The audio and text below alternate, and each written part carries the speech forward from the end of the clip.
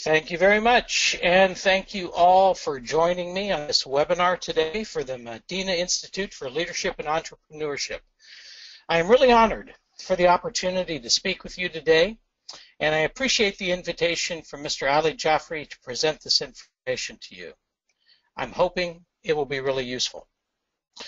So the title of today's webinar asks the question, do you know and use appreciative capacity building?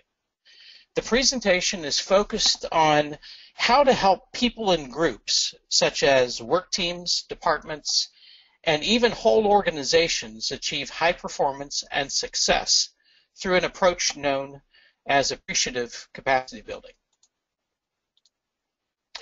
I'd like you to know just a little bit more about me and my own use of appreciative capacity building. So I have these 4 professional roles that I balance in my life, each of which involves capacity building. As a nonprofit consultant, I focus on leadership program and organizational development, typically in the role of building the capacity of nonprofit leaders and their teams. In my role with the University of Massachusetts, I provide leadership in community mobilization and sustainability to grantees of the United States Department of Health and Human Services throughout the U.S. Again, even in that role, my focus is on building their capacity to mobilize their communities and sustain programs that promote the health and well-being of people. As a university professor, my task is to build the capacity of individual students to become critical thinkers, outstanding practitioners, and excellent scholars. As a thought leader with Canada's Tamarack Institute, I work with colleagues there to build the capacity of communities to create important social change. Now, in all 4 of these roles, whether working with individuals, teams, or whole organizations, I've consistently found that the use of appreciative capacity building approaches makes a big difference. I have found it usually helps people and groups to refine and focus their work goals. It often sparks a new energy and optimism for long-term success. And when I need to lead change in a group or organization, appreciative capacity building helps people envision innovative and better ways to do things. In this webinar today, I will be sharing what I have learned over the years I've used appreciative capacity building. Before we begin, I'd like to remind you that there are a couple of limitations for this webinar. First, the views and opinions expressed in the webinar are my own and are not intended to represent those of the Madinah Institute for Leadership and Entrepreneurship. Second, the ideas, suggestions, and recommendations that I will offer here are very general in nature. They should not be received as and do not constitute professional coaching, consultation, or advice to be applied to any specific situation.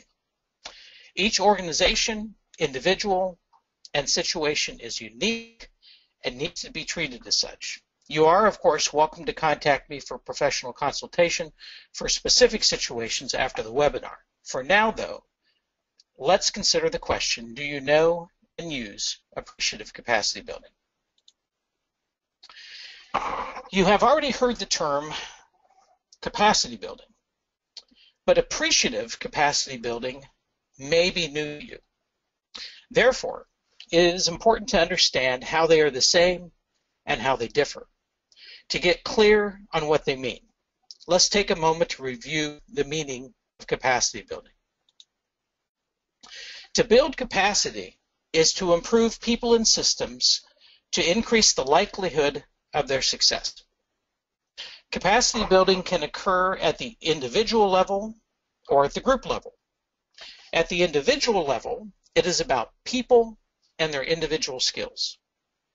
Today's modern workforce needs certain technical skills, such as using computers, using social media, and a variety of communication devices from traditional landline phones to cell phones to Skype to virtual conferencing.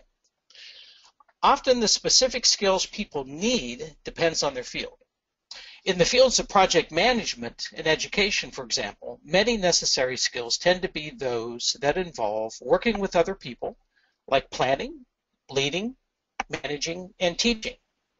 At the team or organizational level, capacity building focuses on increasing management practices and principles that build and support needed individual skills and competencies. The goal of capacity building, whether focused on individuals or groups, is similar. At the individual level, again, the goal is to help people build their skills and become high-performing and successful in their work. At the team or individual level, it is to build high-performing, successful teams, organizations, and other groups. Now, how are we to understand appreciative capacity building?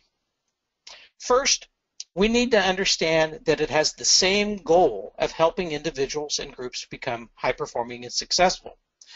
Second, we need to understand it is the underlying philosophy and approach it uses that makes it different. Appreciative capacity building is anchored in an idea known as appreciative inquiry. Dr. David Cooperrider and his associates at Case Western Reserve University discovered, if we want to call it that, discovered appreciative inquiry about 40 years ago while conducting a traditional organizational assessment and change consultation with the Cleveland Clinic in Cleveland, Ohio. Since then, appreciative inquiry has gained increasingly widespread acceptance as a very powerful organizational change approach within corporate, nonprofit, and government settings. Today, appreciative inquiry remains an open source approach to which others have contributed, expanded upon, and fine-tuned for a variety of organizational tasks. However, throughout its evolution, appreciative inquiry has remained true to both its unique perspective and process. As a perspective, appreciative inquiry focuses on assets, strengths, and the most positive experiences rather than on problems, challenges, and threats. Traditional organizational change approaches look at what is wrong or broken, they make a diagnosis, and they try to fix it. Appreciative inquiry instead looks at what is already working very well and attempts to replicate and amplify it. As a process, appreciative inquiry utilizes a variety of techniques ranging from structured personal interviews, facilitated small and large group conversations, consensus building activities, creative humor, brainstorming, and other interactive, engaging strategies to identify what groups and individuals most want and need to do more of to accomplish important organizational and personal goals and tasks. At the end of the webinar, I'll give you information on how you can learn more about appreciative inquiry on your own. Let me try to illustrate the appreciative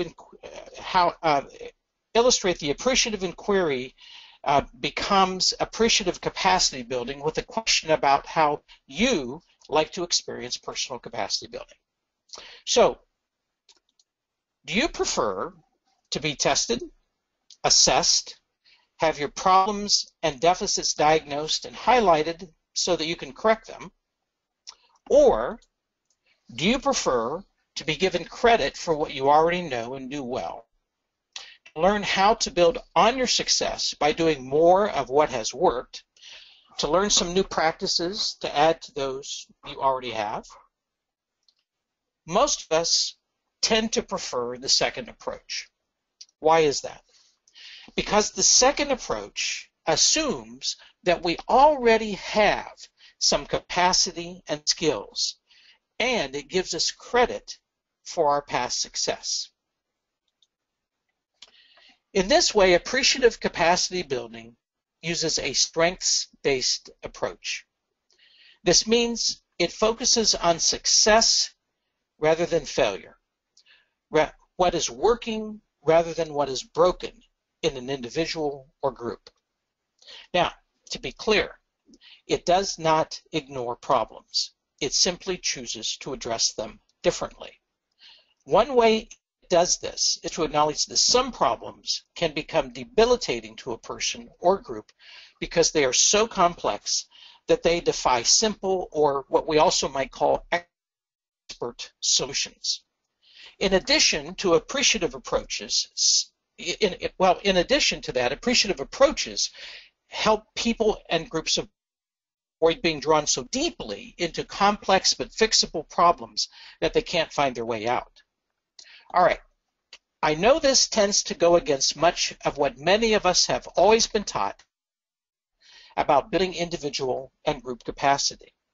We have often been taught to focus on the problem, to come up with a diagnosis for the problem, to deeply understand the problem, and then finally to fix the problem. Now that still works for some things, like technical skills, such as learning new computer programs, writing, or training techniques.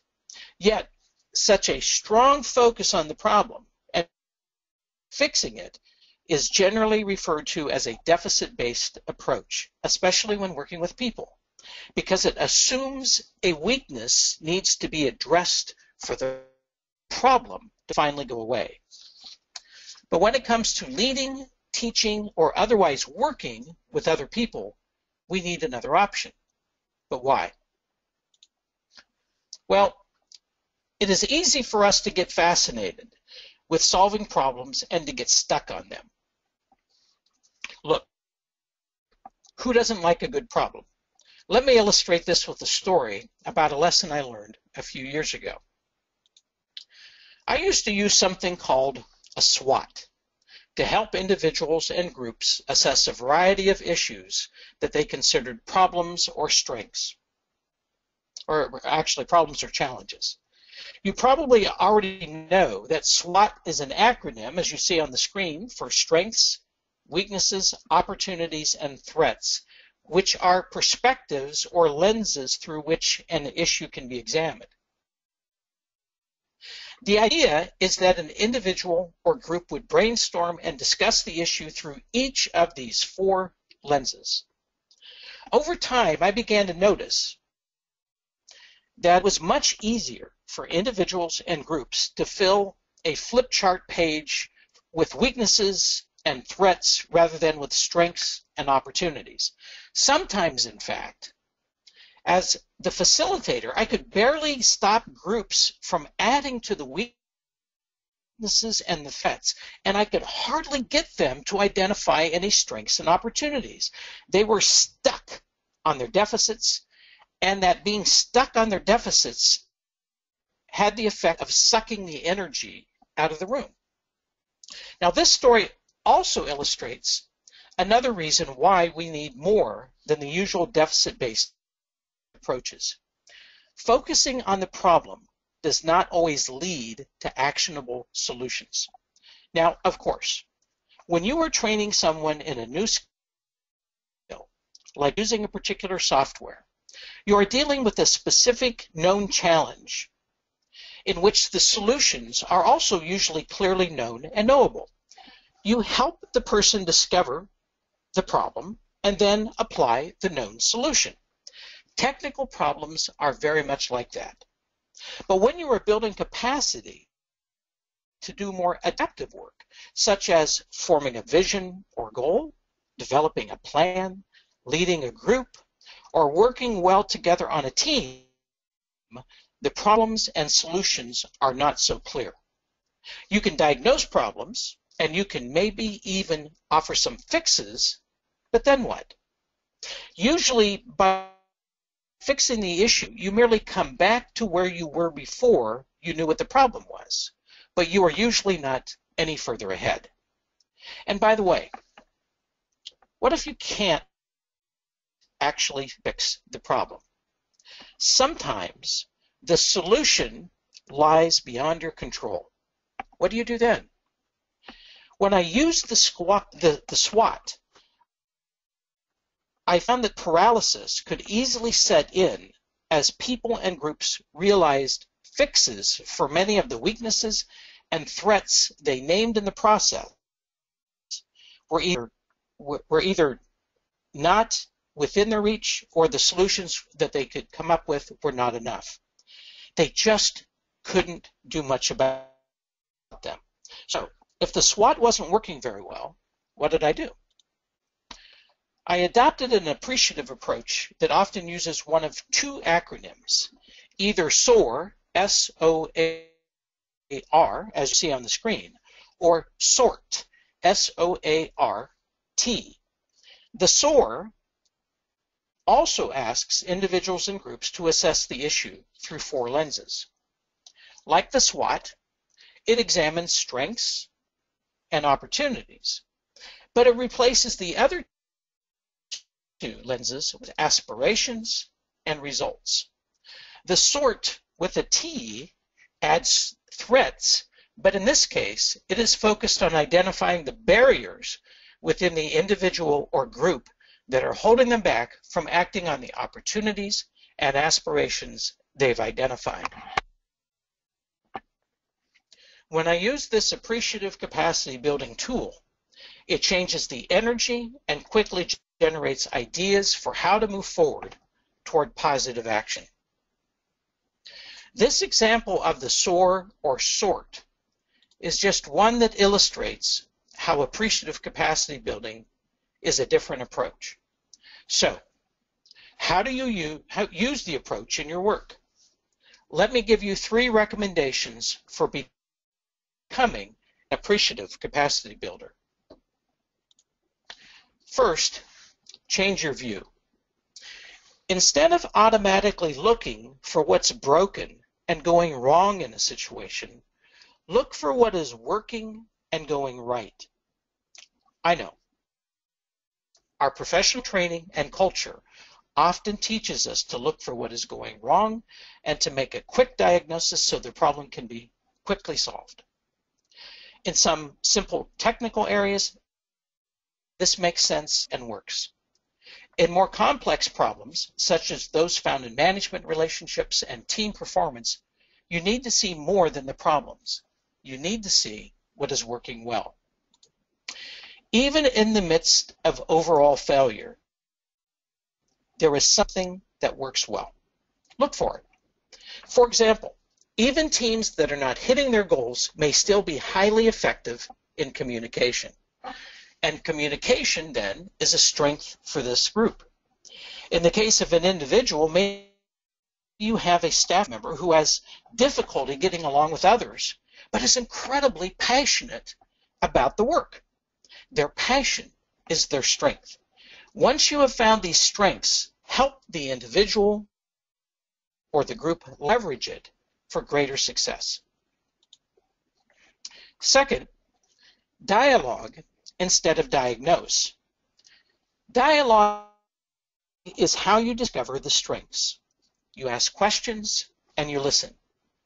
At first glance, this sounds a lot like diagnosis, right? However, the intent is different with diagnosis. In diagnosis, you focus on the problem by asking questions about it and asking if the person or group has tried this solution or that process to address it. Diagnosis, by the way, does something else. It also sets you up as the expert in the relationship. And when you are set up as the expert in the situation, in that relationship, it creates a dynamic that can actually reduce the capacity of the people or the team that you are trying to build, especially if they become dependent upon you for answers rather than exploring and finding those answers on their own. In dialogue, you ask questions from the outset that directs the conversation towards solutions rather than always leading back to the problem. Does this mean you ignore the problem? No. You listen to what the problem is, but then without getting bogged down in the problem, you move the conversation as quickly as possible towards solutions they can create from the insights that they have and their memory of positive experiences and previous successes they have had in dealing with the same or similar problems in the past. In this way, they are more likely to feel empowered instead of dependent upon you and your solutions. They're also more likely to feel emboldened to innovate and try new things because they are remembering and gaining confidence from their own previous success. For example, here are several inquiries you can pose to create a strengths-focused dialogue that helps people and groups discover their own solutions to their problems. What can you tell me about the issue? And then just sit back and listen to what they have to say. Tell me about the last time this problem was not an issue and that it felt like you were having success in this area. What was happening then? What was it like? What, if anything, were you doing differently at that time to contribute to that success? What are you doing today that is showing some promise for success? Could you do more of what is working today, even if it is just working a little bit, to see how it goes? Third, amplify their strengths. This means to help the individual or group develop an action plan in which they focus on doing more of what is already working rather than focusing on solving a specific problem. This plan is the natural follow-up to the fifth question in our list. Could you do more of what is working today to see how it goes? Once the person or group agrees to this, then help them make an action plan. Be sure to include not only what they will be doing, but also a timeline for action with a deadline for checking back in with you. Needing to check back is one way to ensure accountability. Here's a brief example of how changing your view, using dialogue instead of diagnosis, and amplifying strengths can come together to build a team's capacity. I worked with a team leader who was an adept and talented planner, but a really poor facilitator of team meetings. In fact, facilitating meetings made her very nervous, and she really did not like the experience. But as the designated team leader, she was otherwise extremely good. She had a clear vision for what the team had to accomplish, and she did a great job working with her team one-on-one. But the team meetings were a different story. She understood the work of the team well and could plan and write agendas that would move them toward their goals. However, the agendas and meetings failed because of her facilitation. On the one hand, we could have worked to improve her ability as a facilitator, but that was not a role she enjoyed or desired. On the other hand, we could focus on her strengths as a planner and find her help with the facilitation. In dialogue with her, I learned that she loved her role as a team leader, except for the part that required her to facilitate meetings. By observing the team, I could see that another particularly good team member would try to step up to help the team leader salvage the meetings, and this person appeared to be a very talented facilitator. In dialogue with her, I learned she was in fact a very talented and experienced facilitator, but she felt like she had to hold back on those abilities out of respect for the designated team leader. The solution we hit upon was to amplify the strengths of each person by setting them both free to share leadership of the team meetings, with the team leader as the person who planned the agenda and the team member as the meeting facilitator. You may be wondering, but does an appreciative approach really work? I had a similar question put to me when I was leading a strategy planning session a while back. In the midst of our appreciative dialogue about the things that were working and that could be amplified, one participant actually yelled at me, "But when are we going to focus on the problem?" Everyone became really quiet and waited to see how I would respond. I began with an apology. "I'm sorry. Let's take a step back." Then I asked, "What can you tell me about the problem?" The person who had yelled at me was quiet for several seconds and then finally said, "Well, I'm not sure. All I know is we've got a problem, but I'm not sure what it is. As they were saying this, I noticed several heads were nodding in agreement, and this told me two things. First, it told me that almost everyone knew there was a problem. And second, nobody knew how to define it. So I made this suggestion. That's a common problem in many organizations and groups. There may be a sense that the group is not going in the right direction, yet we aren't sure why it is. I have an idea. Let's continue the work we've been doing to identify strategies that build on your organization's known strengths. But before we sign off on any plan, let's agree to first ask if the plan seems to address that problem we can't quite identify. Does this sound like a deal? The person and the group agreed it seemed reasonable, and we proceeded. When we finished, the group unanimously signed off on the new plan. And the problem? It was not raised again. This brief story begs the question, why does it work? I think there are several reasons.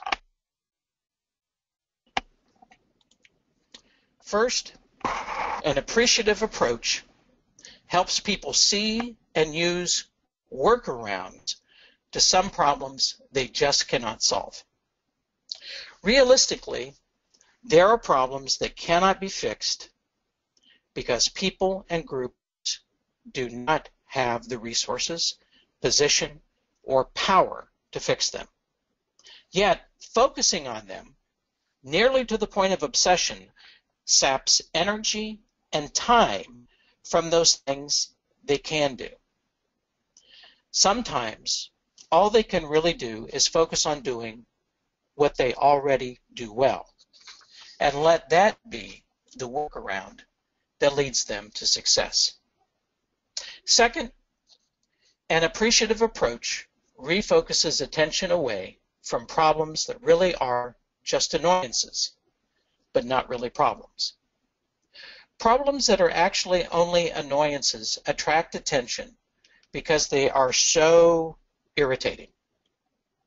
However, if people and groups can refocus their attention toward taking actions that are already being successful, they will soon free themselves from that annoying problem.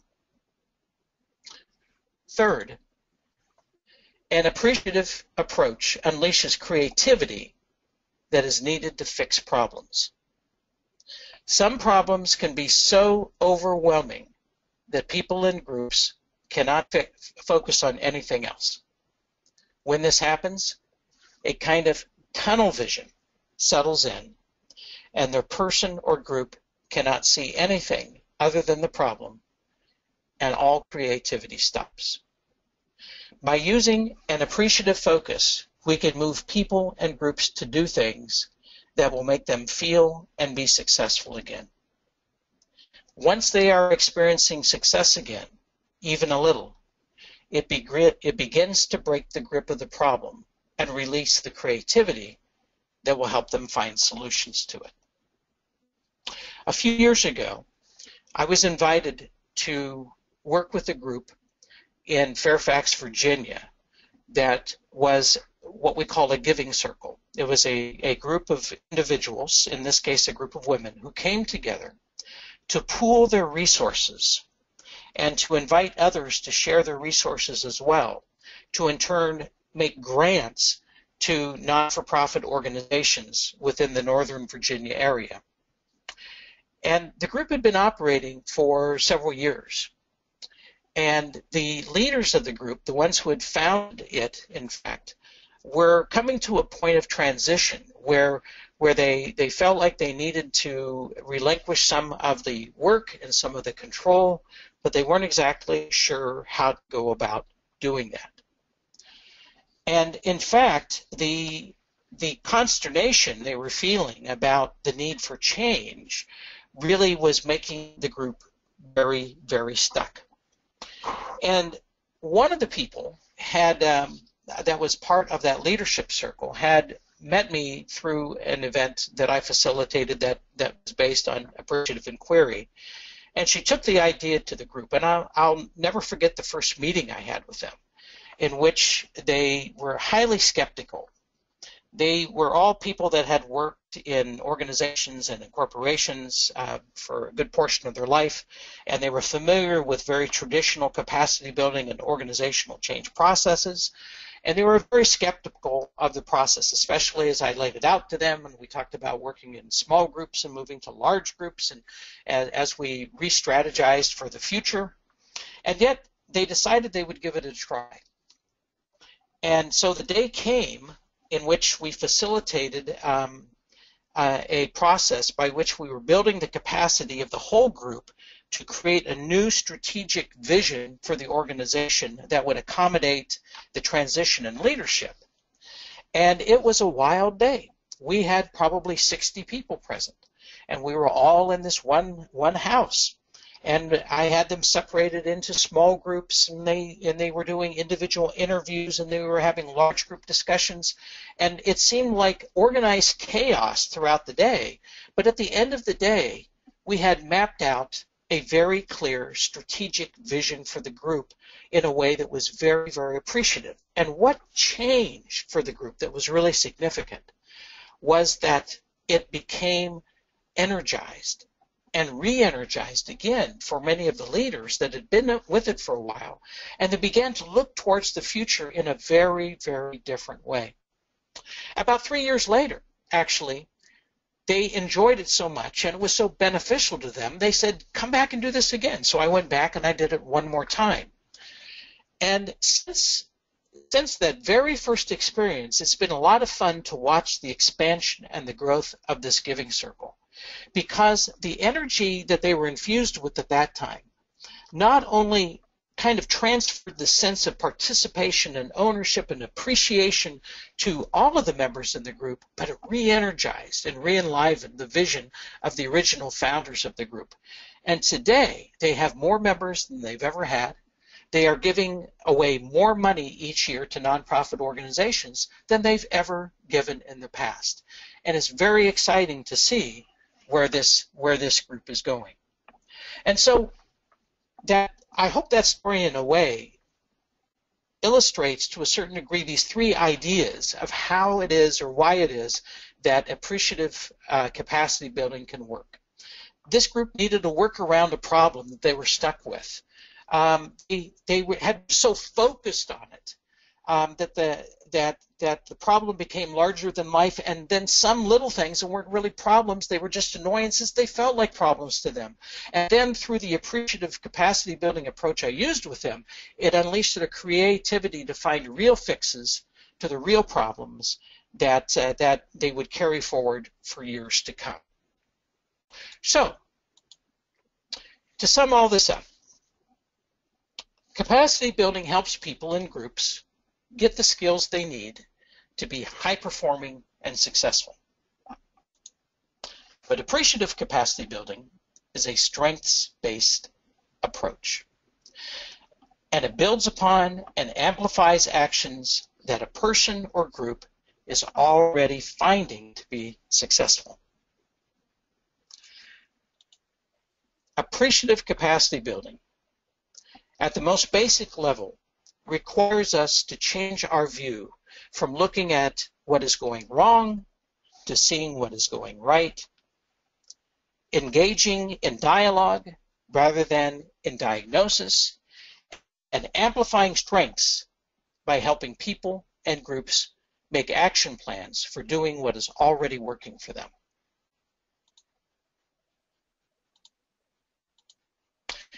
If you would like to learn more about appreciative approaches to capacity building and helping, there are two really excellent resources from Edgar Schein. One is entitled Humble Inquiry, and the other is Humble Consulting.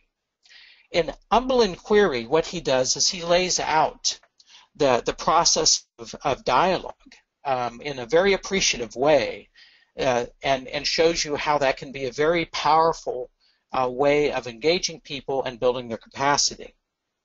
In Humble Consulting, what he does is he shows you how to take the principles of a humble inquiry and apply them to working effectively with people in a very appreciative way. And then also, if you would like to learn more about appreciative inquiry, visit the Appreciative Inquiry Commons, which is hosted by Case Western Reserve University at appreciativeinquiry.case.edu. And if I remember correctly, this is a free and open site, and you can go on there and look at their resources and also download many of their resources. So thank you so much for your time today.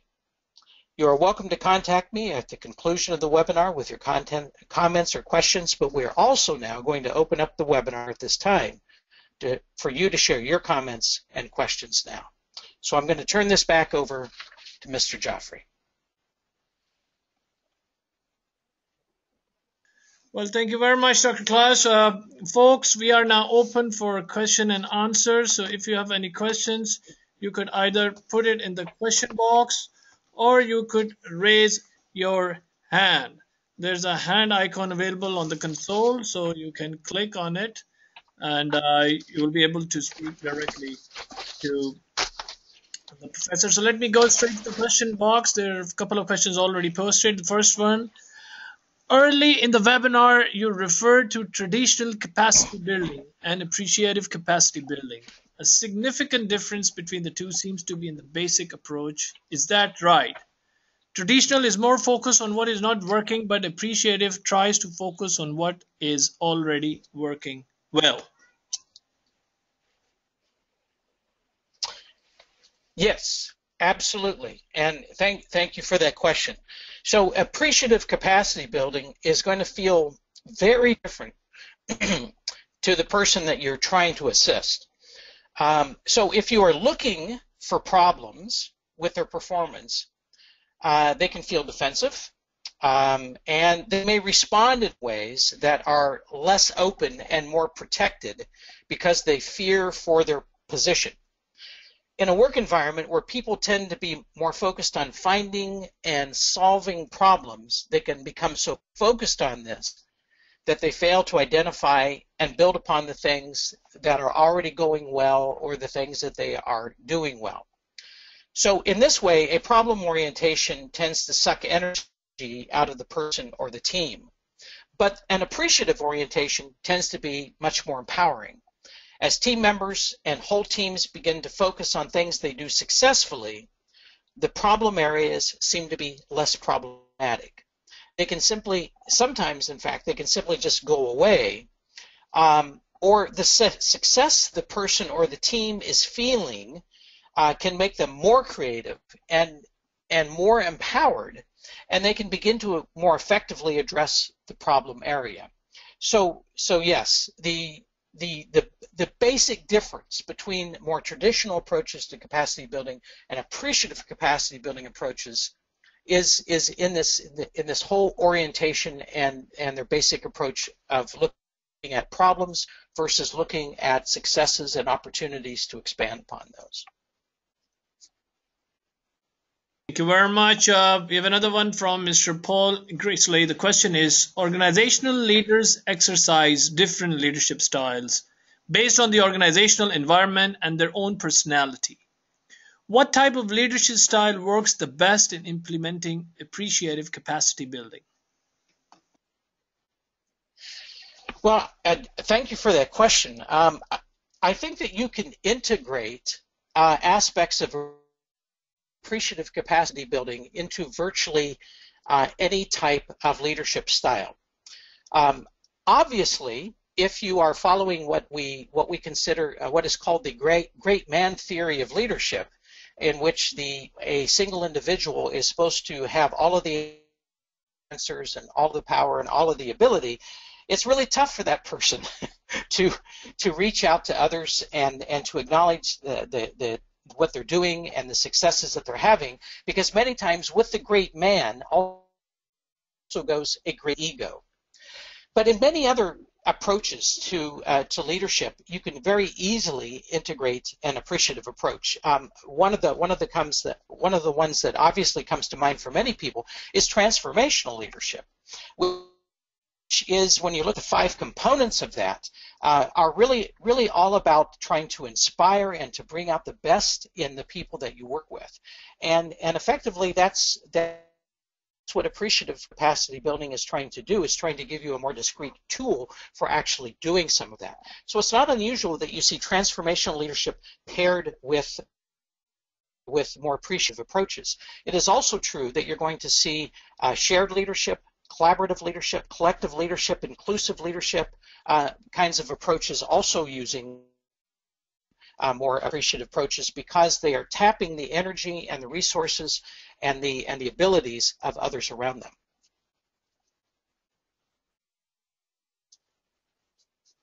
Ahmed Al-Khayari, the question is, isn't the T, capital T in brackets, in SOART, S-O-A-R-T, focusing on the possible problems?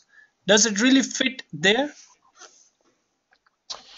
You know, that's a really good question, and I had introduced to the SOART after I had written an article on using SOAR for a group, and a person responded saying that they had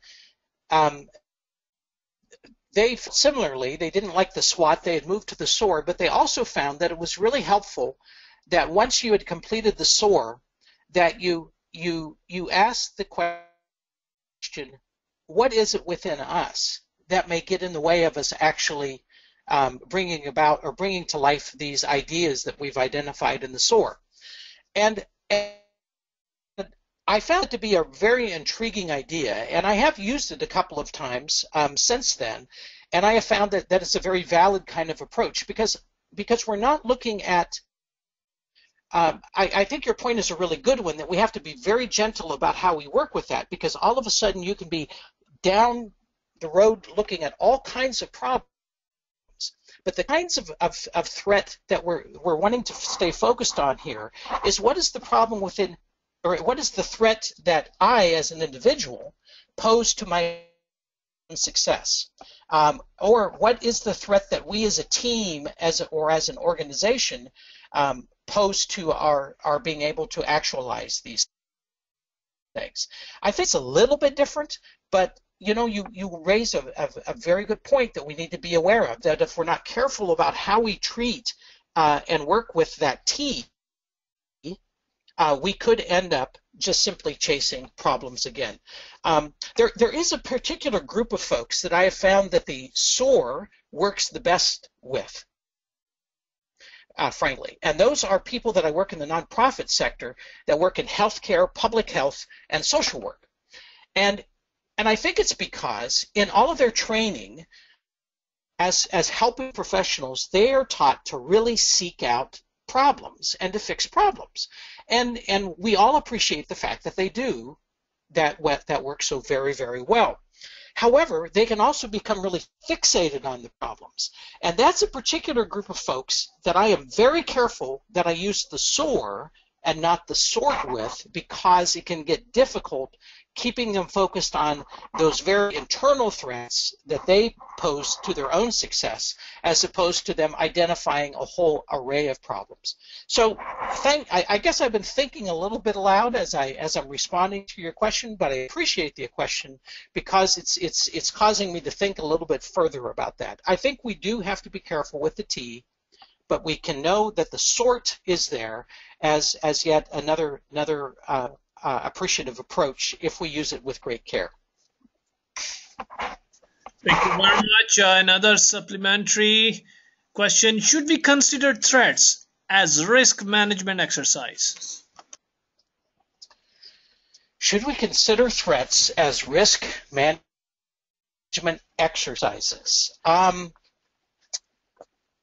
Yes, we should consider threats as risk management exercises. I think, though, I would be inclined to probably differentiate between an exercise that was designed to more appreciatively build capacity, as opposed to really working on risk management. at least in my mind, I'm having a hard time seeing how risk management exercise might be melded into an appreciative exercise. I'm not saying it can't be. I'm just saying that I have to think on that a little bit. But certainly threats do pose an opportunity for us to think about the risk management. Now, okay, going back to the previous question, the SOARt, it actually might be that T, and maybe that's the context, by the way, in which you were asking that question, maybe that T actually then does become a kind of a risk management question related to the SOAR that we have just completed.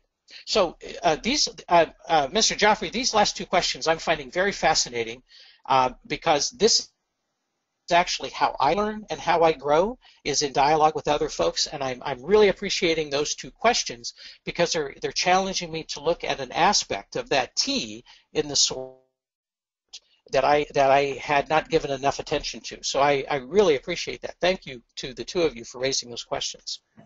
Thank you very much indeed. It's turning out to be quite an interactive one. We have another one from Brother Mahmoud Sharaf. Appreciation cannot be understood as agreeing on what have been done, not in a perfect way. This might not allow us to recommend any improvement. Could you read that again, Mr. Jaffrey? Yes, okay. Make sure I understand that question. So appreciation cannot be understood as agreeing on what have been done, not in a perfect way. This might not allow us to recommend any improvement. Brother Mahmoud Sharaf, you can raise your hand if you want to further clarify for the speaker, or Professor Klaus, if you are okay with it, to further answer it. I think I'm okay with it now. And I appreciate you reading that a second time. It's a very yes. I agree that when we're working with people through an appreciative approach, that sometimes what they are saying to us about, oh, wow, I feel really good about this, that, and the other thing, that I'm doing, we may be standing back going, well, okay. We're glad that you feel really great about that, but that's not necessarily moving us in the direction we need to go. So in that sense, that our appreciation for that, or that appreciative kind of experience, may not be moving us towards the change that we need to do. But what does happen oftentimes in the dialogue of that appreciative approach is that it creates a conversation between us and the person that allows us to engage with them differently and to be invited in to make recommendations and to offer ideas to them that they might not have considered. I think it goes back to the fundamental approach that if we're always looking for problems and trying to find problems, people are on edge. They worry, what did I do wrong? It's like I've been called to the main office. What does this mean? What bad thing is about to happen to me now? And so we automatically become defensive. And when we're defensive, we're not very open to suggestions. But when we are taking more appreciative approaches, it becomes more of a dialogue, a conversation in which we become co-learners and co-problem solvers together, if you will, to help that person or that team identify even more positive ways to move forward in the future. So even when I'm doing appreciative approaches with folks, when I'm working with them in appreciative ways, it doesn't hold me back from making suggestions about how they might improve even further. In fact, I often do that because I engage them in the conversation, and I build upon their success rather than saying, you got a problem here, you need to fix it. So I try to extend their success with some suggestions and ideas, as opposed to just simply saying, oh, that's great, and letting it go at that. I hope that gets to the point that you were raising in your question. That was a really excellent point to raise. Appreciation is not the same thing as approving. Thank you very much, and let me take a liberty to unmute Brother Mahmoud Sharaf. I've just unmuted you, brother, if you were satisfied. Okay. Yes. Okay. All right. Thank you. Thank you very Okay. much. There's a noise in the background, so let me. Well, thank you very much. That really brings us towards the end of the webinar. So, Dr. Klaus, any concluding remarks that you would like to give before we dismiss out? No, really heavy thoughts by any means, but really I want to just appreciate first of all you, Mr. Jaffrey, for the opportunity to do this, and the Madinah Institute and Leadership and Entrepreneurship. This has been a wonderful experience for me, and also I want to offer a word of appreciation to the questions that came forward. I find that they are all very intriguing and very thought-provoking for me, and I'm afraid that my day is just beginning here in Maryland, and so you've all given me these ideas that are going to continue to mull around in my brain for the rest of the day. I hope to get some other work done. I'm a big believer in taking appreciative approaches. For most of my career, I was always looking for problems and trying to solve problems. And what I found was, by adopting a more appreciative approach, it began to express some confidence and belief in people that I was working with, that they had more solutions and more ability than I ever gave them credit for. And it has, what the result for me has been that it has created more effective teams, it has created more effective projects, and I've seen individuals begin to blossom as I've worked with them in a more appreciative way. And I think I've blossomed too. I think I have grown as well, because as I learn to appreciate what others do and how well they do it, I also learn to appreciate more the skills that I bring. So thank you again. I'm so glad for the opportunity to be here this morning. Thank you very much, Professor, for a very intriguing presentation. And I really want to thank you on behalf of the Madinah Institute for Leadership and Entrepreneurship, MILE. And thank you all of those who participated in this webinar. Please stay tuned to webinar.mile.org to learn more about our upcoming webinars and to equally access the webinar recordings. With that note, I would like to end and conclude this session, so you all will be automatically dismissed.